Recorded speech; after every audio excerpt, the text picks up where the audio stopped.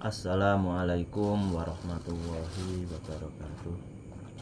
Alhamdulillahirabbil alamin, wassalatu wassalamu ala asrofil anbiya'i wal mursalin sayyidina wa maulana Muhammadin wa ala alihi wa sahbihi ajmain. Puji syukur kehadirat Allah Subhanahu wa ta'ala atas segala limpahan karunia-Nya. Sholawat dan salam semoga tetap mengalir pangkuan beliau arwahul muqaddasah Rasulullah sallallahu alaihi wasallam.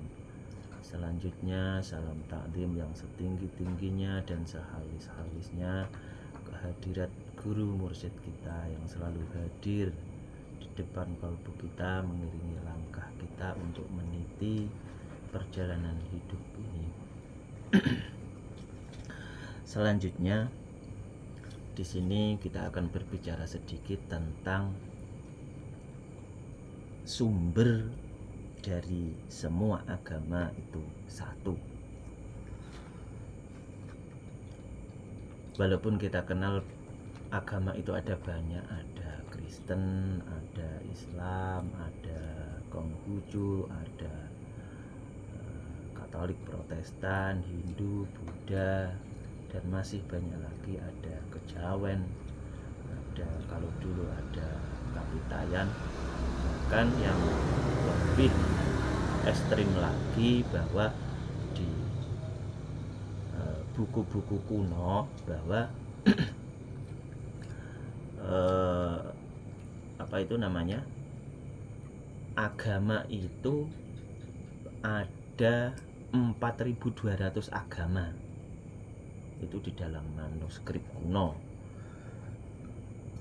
Kemudian di sini yang akan kita bahas itu sumbernya. Jadi sumber agama itu sebenarnya satu, yakni dari Allah Subhanahu wa ta'ala. Namun sebutan Allah itu bisa jadi beda pada agama yang lain. Ada yang menyebut Allah Bapa, ada yang menyebut Sahyang Widi atau semacamnya. Tetapi entitasnya tetap sama. Hanya saja yang membedakan itu pembawanya atau rasulnya. Jika pada zaman dulu dibawa oleh Rasul Musa, kemudian dilanjutkan pada Rasul setelahnya ada Rasul Isa, kemudian dilanjutkan dibawa oleh Rasul Muhammad. Sebenarnya Tuhannya ya itu juga, tidak ada yang beda, hanya saja syariatnya yang beda, karena syariat itu sesuai dengan keadaan zaman. Atau misalnya pada zaman Nabi Musa, pada zaman Nabi Isa, itu keadaan zamannya berbeda dengan pada saat ini, pada zamannya Nabi.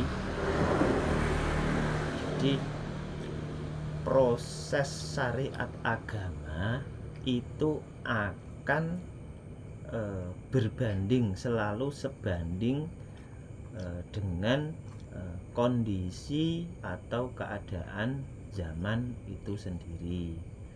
Dan kita tidak bisa menyalahkan agama-agama yang lain, mentang-mentang kita beragama Islam terus menganggap bahwa agama yang lain salah. Itu tidak benar, karena kalau menurut guru kami bahwa E per E itu sama dengan Y per Y sama dengan Z per Z.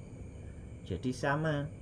Pada zaman Nabi Musa itu juga benar, itu tidak bisa dibandingkan dengan pada zaman Nabi Isa. Jadi yang jadi pembanding itu harus pada zamannya. Misalnya pada zaman Nabi Musa ya juga harus dibandingkan pada zaman itu, dan juga pada zaman ini tidak bisa dibandingkan dengan pada zaman Nabi Musa dan Nabi Isa.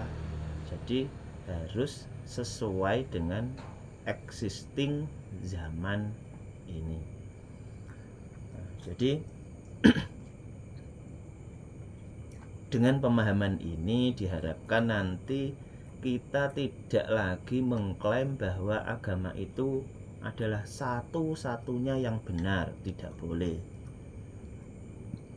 Demikian juga pada zaman dulu, misalnya pada zaman Nabi Isa misalnya, tidak bisa mengklaim bahwa agama yang saya bawa ini benar dan agama yang dibawa oleh Nabi Musa itu salah.